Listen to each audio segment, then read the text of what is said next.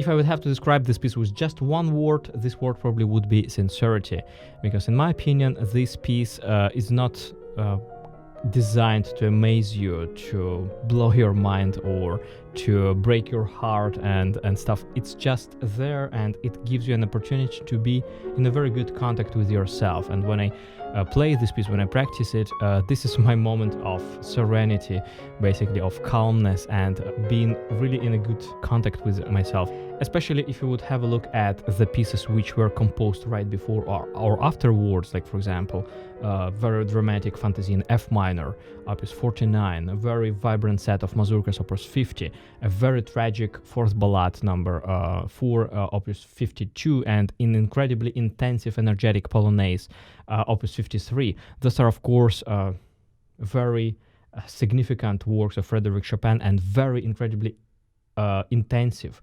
And this piece appears to me like an oasis between these major battles, let's say, a place where you can just rest, chill out a little bit, and get back to norm, let's say, between these very stressful experiences. That's why I really curiously follow some let's say very experimental interpretations, like for example of Stanislav Bunin, who plays this piece in a very open, very provoking, even showing off style, and that's of course great. I'm very much open-minded towards such experiments, but in my opinion, the purpose of this piece is a little bit different. It's not trying to amaze you, it's not trying to impress you. It's just there, and you can just drink that pure water and refresh yourself, getting back to yourself very well when you practice or when you listen to this piece. So let's have a look at it, and let's see what kind of interpretational options and challenges we have in this piece. So from the very beginning, we start that beautiful line, which starts with the left hand. Usually people started with the left hand. However, technically you can play it with any hand and switch hands whenever you like, actually.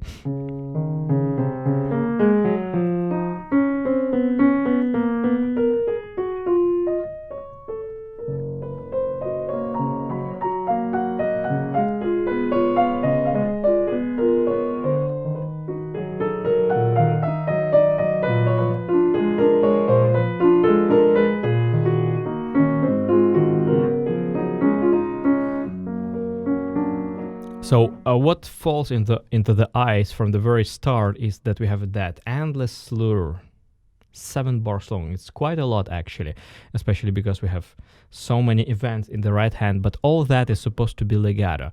For that reason, we have to consider a few things. First of all, of course, elaborating on these embellishments, because basically when we play something like that, this is basically just an embellishment. We embellish D flat. For that reason, in Chopin, all the embellishments, they basically sound better, especially in lyric music and in music that sounds in a smooth, lyrical way. All these embellishments they sound better when we sing through them, when we don't drill through them, but sing through them, playing them very, very delicately. Same here.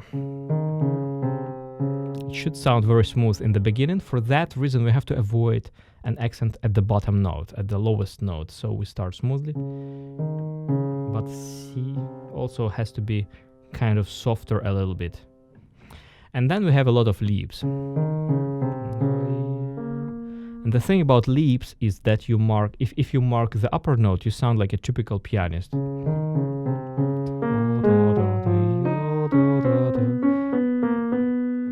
This is a very pianistic approach, which doesn't sound like singing. If you want to sound smooth, if you want to sound really legato in a more singing way, we have to elaborate on these leaps, avoiding accents on top. Instead, we would support the bottom note, which is basically the singing principle. If I want to sing something like I have to support my voice at the bottom note. And the upper note would be actually softer a little bit. I can't really mark the upper note, otherwise I have a risk of screaming, basically. Or I have to kind of disconnect and mark it on purpose by disconnecting it. But if I really want to sing it smoothly, then the upper note will be a little bit softer than the bottom note, So the bottom note is supported, upper note is a little bit softer, or at least not louder than the bottom note.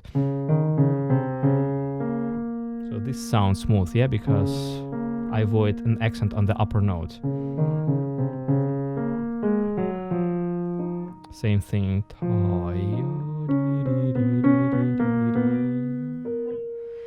So first I would suggest you to exaggerate those distances, making rubato here, and playing it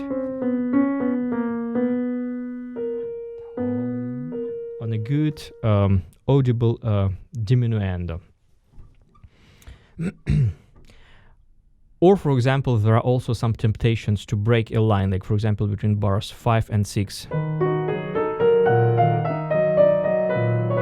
Here, since we have that repeated note, we want to kind of break a line and hit that cross note with more articulation, which would definitely break the legato. So what we have to do here is to mark the last note of bar 5, more tenuto on it, quickly release the hand, and then play the first beat smoothier. So then we avoid accent and we give an audible sensation of continuation of legato. For example, like that. Such spots, of course, are quite tricky. Then, of course, a legato. Legato here should be of a romantic type. It means that we play with rather flattened fingers and we let sounds overlap. So I would release the note only when I have pressed the next note. So I have this overlapping of sounds a little bit. Yeah, this is a difference with a classical legato when we would release fingers immediately. But here we really have to let them overlap. So you can practice a bit slower, focusing on those seconds which emerge for a short moment, or sevenths, and then you release the finger only after you hit the next finger. Of course you can't hold fingers for too long, otherwise you have too many notes and it starts sounding blurry. But just try to overlap just neighbor notes, 2 notes.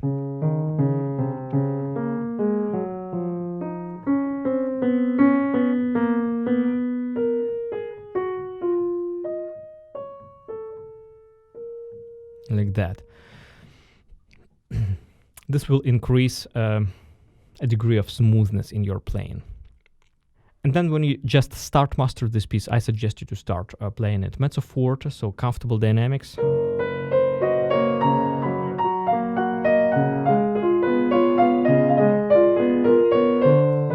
So you would not be afraid to support your fingers properly at the bottom of the key. Otherwise, we might easily end up with like holding the weight of the hands, being tense in the shoulders, and this doesn't help to master this piece and play it naturally.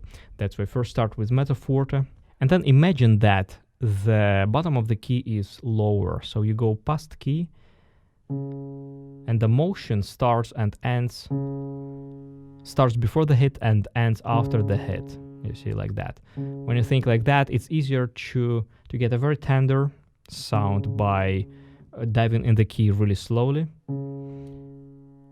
but also you would feel yourself really comfortable, because if you think about stopping the motion as soon as you have as soon as a hammer hits the strings, then of course you're more likely to make accents, or on opposite, like ghost notes. Yeah, but if you think about getting past key, if you think of imagining the bottom of the key somewhere here, so even after the hit, your hand still kind of continues the motion like that.